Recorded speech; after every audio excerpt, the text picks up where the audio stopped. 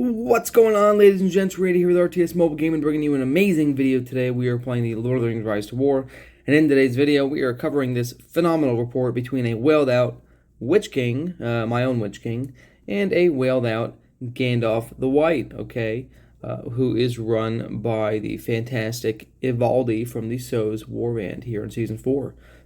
In this battle, we're going to be taking a look at how this fight went and how I was able to defeat this very, very strong Gandalf the White. Okay, so get excited. Here we go. The first thing to note, guys, is I am running mostly purple gear, other than the accessory, which I'm running for the Snaga-Thrak for the Orthank's Devilry Opportune Strike ability, okay, to give myself the chance for my Snaga-Thraks to deal maximum damage every round. Other than that, I am running purple gear. I did that on purpose. I did not want to come in here with full gold gear and give you guys some crazy report that you can never obtain. You can run this build. You can run this build with an Orthank's Devilry that's only refined, 2 times. That'll give you a 50% chance to have the Opportune Strike, which is more than sufficient for this build, okay? Since you'll be having 4 attacks in the first 2 rounds. Now, I am running Fell Beasts here because Fell Beasts are going to give me the R5 ability, which we'll take a look at in a second.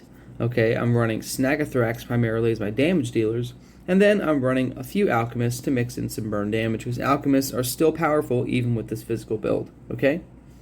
For the skills themselves, we're down to the R5 tree. We've got this maxed out to give my Witch King some bonus stats, and really, you're maxing this out in order to give the enemy commander negative stats. This is going to drastically reduce the enemy commander's damage, healing, and things like that, okay, if they're focus or might based, which that's all the damage that they deal, right?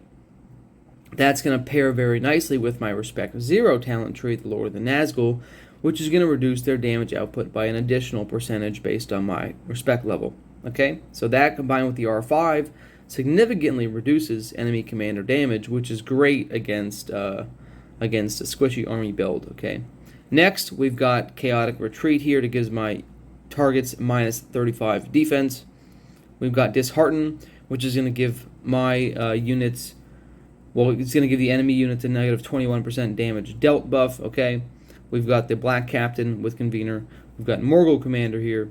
We've got the Convener itself. And then, like I said, Lord of the Nazgul, okay? Gear-wise, just get plus stats. Snagas get 50% of the value of plus attack since they're only 50 units per command.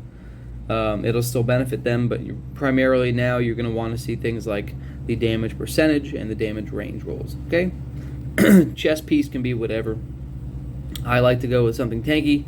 You can go with something that has Shroud and defense. It's up to you, okay? For the helmet, the Horseman's helm is going to be best in slot here because the Snaga-Thrakers are already immune to madness.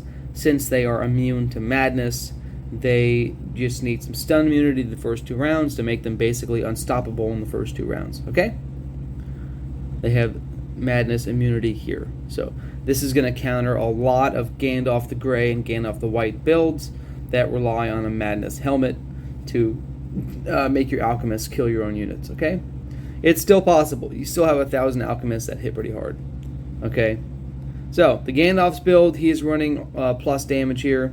Okay? He's running burn defense. This is important. This guy is running whaled out anti-burn gear. He's got anti-stun, so this guy's built to counter the Witch King, right? And he's got more damage and attack on his accessory. Skill-wise, he's got a good stack into his R5 tree to give his cavalry immense damage. Okay, so this will be 53% bonus damage to his cavalry going into round 4. Okay, he's got his R3 tree maxed out. He's going to get bonus burn damage reduction. He's going to get bonus damage against my Uruk-hai units, which is a big deal on RP servers like this. Champion of Light is very strong. So, and then he's got a few points in Wizard. He's not really running a damage build, which is good to see, because I don't like... Gandalf the White doesn't deal enough damage to really make him a damage dealer. And I always laugh when I see people get stuck in that feedback loop of trying to make him a good damage dealer. And so my Witch King didn't really counter him with the negative focus, which is okay. All right. So as far as actual damage output, look at the amount of damage output that I was able to... Look at this. Look at the Snagas, dude. Like, look at these guys. These guys are disgusting, okay? These guys are disgusting. And keep in mind, I'm fighting against units that have, 73 defense here. Like that. This is a big deal, okay? The Snagas with Chaotic Retreat and their ability to pew-pew in the face are just pumping out the damage. Let's see what that looks like in the actual fight. This is exciting, okay? So again, the reasons why Snagas are so nice on Witch King is because it counters Witch King's #1 Achilles heel, which is madness. Witch King is extremely susceptible to madness, okay? Unless you have an Aegis helmet, which are very rare. They are the best in slot helmet for all Witch King builds. Unless you have an Aegis helmet that's 3 refinement or 4 refinement, you're basically going to get murdered every time you hit a target that has a lot of madness. Okay? And it's a big deal. Okay, so here we go, ladies and gentlemen. We are starting to see there's a Chaotic Retreat cutting the defense down. We're really diminishing their damage output here with this Hearten. Very, very nice to see that. So we should see some huge damage nukes. Look at this. My Snaga-Thrak damage range has increased to 69 through 69. We should see some good damage there, folks. Here we go, hitting my Felbies for 5,700, some self-damage. And then, boom, baby, hitting the Marshals in the face for almost 44,000 damage. Okay, that's crazy. I didn't even get a double strike. I didn't even get my double strike here in round 1. The Alchemists with all the burn damage mitigation. And by the way, the Marshals are under effect from the White Council. They are receiving 27.6% reduced damage received at the end of the equation, okay? That's at the end of the equation. So I'm actually dealing 27.6% higher damage than what you see there. I'm probably somewhere up in the close to 60,000 damage nuke right there, which is disgusting. Okay? Unstoppable by madness or stun. Here we go into round 2. Another 50,000 damage hit on these guys. Okay, look at that. It looks like the Marshals have lost their damage mitigation, have they? Maybe not. Have they or not? I'm just looking if they have.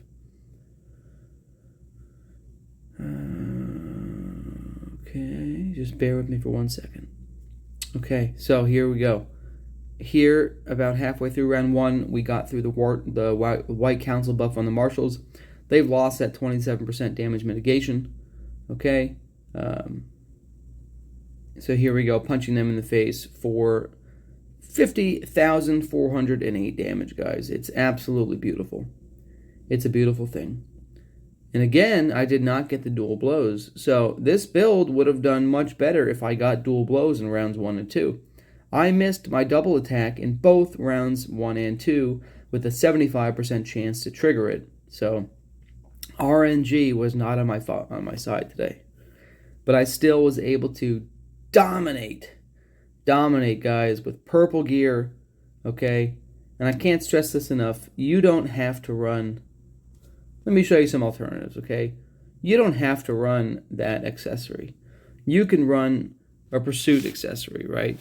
The Palantir of Orthanc is extremely strong for this build, okay? You can run Drums of Moria. This is extremely strong for this build, okay? The reason you're going to want to run something with Pursuit is if you're fighting against a lot of Gil-galads with Avoidance. This will be big for you. But at the end of the day, if you're not fighting Gil-galad every 5 minutes, the Drums of Moria are going to be an extremely valuable item because they're going to give you plus attack and speed, which is going to make your Snaga-Thraks absolutely dominant on the battlefield. Okay, so if you are, you can also run the Shield of the White Hand and give yourself some defense. Okay, and some march speed or some army speed.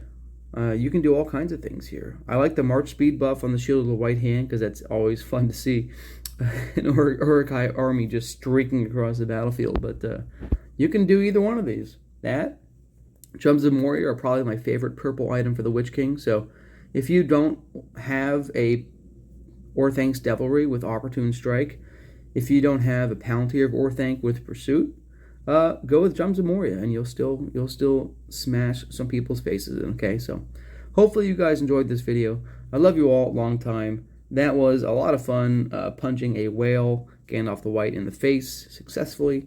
So I'll continue to do that this season. Randy out.